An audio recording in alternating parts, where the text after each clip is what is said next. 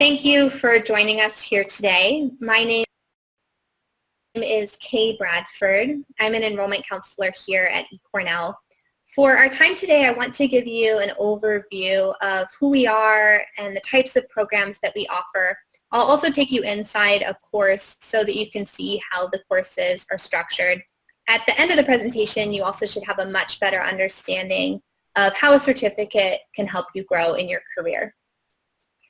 For those of you who aren't already familiar with Cornell University, it might help to know that we're an Ivy League university based in Ithaca, New York, in upstate New York. We were founded in 1865 by Ezra Cornell, who wanted to create an institution where any person could find instruction in any study. This vision has propelled the university to become what it is today. We offer many different types of degree programs on campus. Within Cornell University, there are 14 different colleges and schools. We also have a diverse student body that comes from all over the world. And eCornell is also a part of this vision, even though Ezra Cornell didn't know of the internet at the time. We're still fulfilling that mission to reach any person in any area of study. eCornell is a part of Cornell University. We're basically the platform that the online professional programs are run on. And just like the degree programs, we have many different areas that we cover. There are over 40 different certificate programs that we offer. We have over 120 different courses. Within our programs, we're teaching the same research and theory that we cover on campus, but we focus on practical skills so that you can apply what you're learning within the real world. We also have a diverse student body. Last year alone, we had over 13,000 students in our programs. Within that, we had over 180 different countries represented, and there were over 2,500 different companies represented as well. This is something that you'll notice in the programs. We have students from many different backgrounds, both geographically, but also different industries. We are well recognized industry-wide for the Cornell name and the quality of education that we provide. We're also well recognized for the professional programs that we run through eCornell. And at eCornell, we have partnerships with organizations like Boeing and GE, IBM, the UN, and Hilton Hotels, where we train executives within those organizations. And within the courses, you'll get to interact with students from many different areas. We'll get into that in a little bit. As mentioned, we have programs in many different areas. On the right-hand side, I've outlined a few of the main categories of programs that we offer. Within each of these areas, though, we have many different types of programs that are geared for executives at different levels and different points in their career. Across all of our programs, we have the same general format. So even though the coursework is different, the things that I'll show you today will be things that will be true for whichever program that you decide. All of our programs are online, and they have the same general 2-week course format. So in a certificate, it might vary in length depending on the number of courses, but that general format will be the same for each of those individual courses. You'll have a set start and end date where the course runs for 2 weeks. Over the course of that 2-week period, there's a timeline that you'll follow, but you can decide based on your own schedule at what times you're logging in. We recommend budgeting between 3 and 5 hours a week, but how you do that is up to you. So some students do about 30 minutes a day. Some students will do an hour each day, Monday through Thursday. Other students will concentrate the coursework into days off time. So it's totally up to you for the times that you need to log in, but there is some structure with the timeline and the set start and end dates to keep you on track in the program. And then even though you are logging in at your own schedule, you also will interact with the instructor and the other students.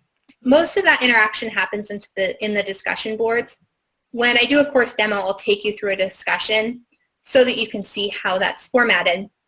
But do know that in the course you have a person that grades your assignments, they answer your questions.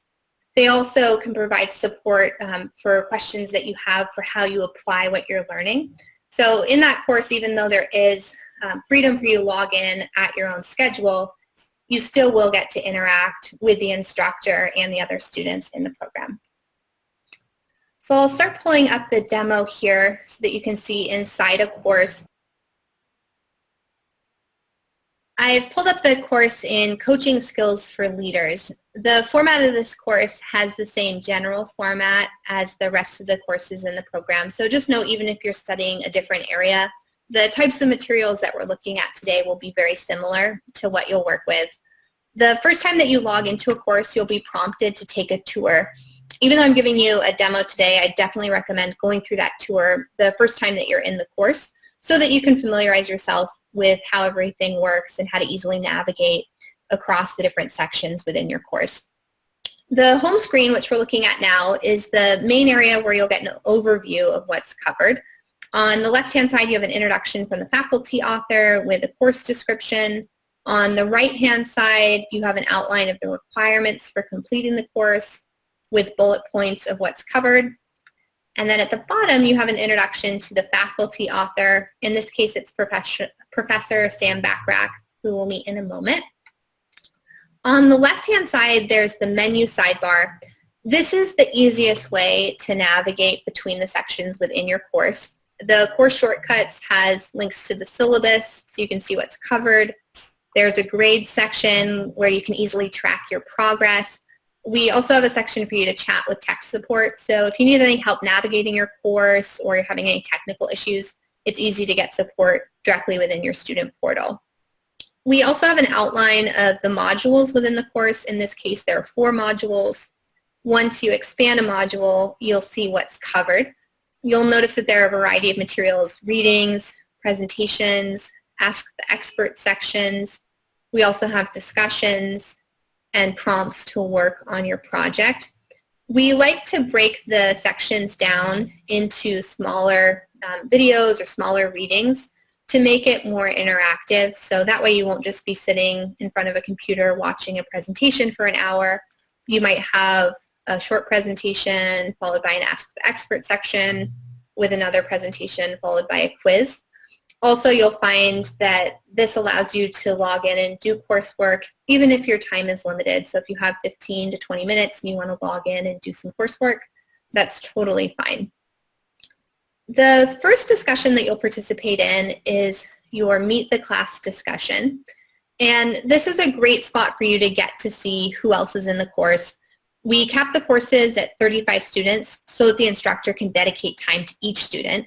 This also allows the instructor to be able to facilitate more meaningful interactions between the students. We find that around 35 students is a great size to hear from different perspectives, but also hear in a way that it's manageable and that it still has that classroom feel. You can do your response either as a video, as we see here, or a written response, sharing as much or as little as you'd like, basically putting yourself out there to get to know the others in the program. And I'd recommend, if networking is important for you, to get to the Meet This Class discussion early so that your post is there while other people start to post. I'll show you an overview of a video. This is from Professor Sam Backrack. Sometimes the simplest definition is the cleanest and most effective. We can debate what the intent of coaching is, but it's fairly clear there's some consensus about it. To quote one author, perhaps the best definition of coaching is unleashing and unlocking the potential of another human being. That sounds pretty broad, but think about it in the workplace. What you're trying to actually do is unlock the potential of the individuals working in the organizations. That's what you're trying to do when you're leading, isn't it? When you're leading, what are you trying to do? You're trying to unlock the potential. You're trying to get people to be more innovative, more involved. You're trying to get people to be more engaged. You want to bring them out in the workplace. So this definition, unleashing and unlocking the potential of another human being, is based on the premise that people actually look forward to and welcome the opportunity to express and engage and be involved in the workplace. And you, as a coach, can bring the very best out of them. So in this discussion, or in this presentation, he's talking more about the definition of coaching and why it's important. since this is one of the earlier ones, it is more of an introduction, where the later ones will get more into the how-to. And you'll see that across the courses, the very first presentations tend to introduce the topics, where the later ones get more into the skills for implementing what you're learning. There are also Ask the Expert sections. These sometimes will come from other Cornell faculty. Sometimes they'll come from experts who are working in the industry. Basically, it's a section where you'll have questions that are asked to the expert and their responses for how they would apply what they're learning. Just another way for you to get an understanding of how to bring the topics into practice. We also have readings. We tend to keep the readings pretty short so that we're really getting to the heart of what we want you to learn.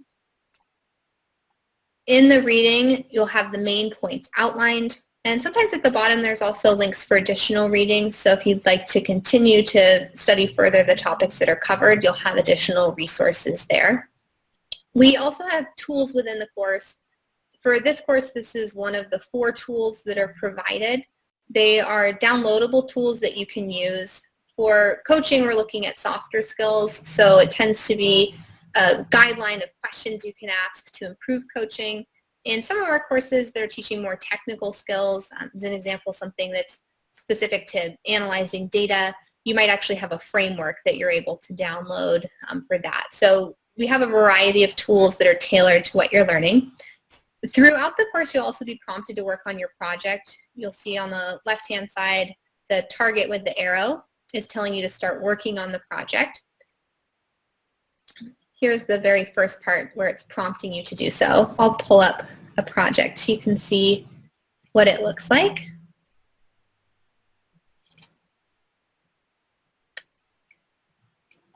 The projects are broken down into smaller sections. So as long as you're able to dedicate about 3 to 5 hours a week, that will be enough to complete everything that you need to do in the course, including the projects. I've started to work on this project in green with my response on the right, but you'll see that I'll have a series of questions that I'm answering for this first section. This is section 1. In this project, there's actually 4 sections that I'll work on throughout the duration of the course, teaching me the different areas of coaching that we're covering and giving me tools to improve in the topics that we're learning. Once done, these projects can also be repurposed as a tool that you take into the job. So for some people, they'll use them as a framework for applying with their teams. Some people will use them as a framework for strategy if it's in a course that's more oriented around technical strategy planning skills. And then once you've completed the course, you will have successfully completed all of the requirements. In our courses, we evaluate you in 3 main ways: the discussions, quizzes, and class projects. You get a pass at the end of the course, and then you actually have 7 days after the course ends to go back through any of the materials. So if there are any other things that you want to explore in the course or discussions that you want to reread, you have 7 days to do so. We also have course resources which you can keep indefinitely. So once you've completed the course or while you're going through the course, you can download these to keep for reference. There are video transcripts. This includes everything from the presentations and lectures in a written format. So that way, if it's 3 months down the road and you're trying to remember what you've covered in a particular area, you can go back and see exactly what the professor said. We also have a printable version of the course, which includes everything in a written format. And this is an example of part of one of the very first coaching readings that were covered. Both of these can be downloaded as PDFs. So it's something that you should be able to keep almost like a textbook for future reference, but everything that you're covering in the course is totally online. There won't be any additional materials that you'll need to purchase for the course. So that concludes the course demo.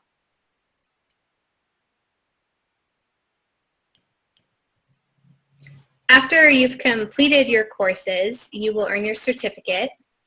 This is an example of what a certificate looks like. It has the university written at the top with the Cornell emblem.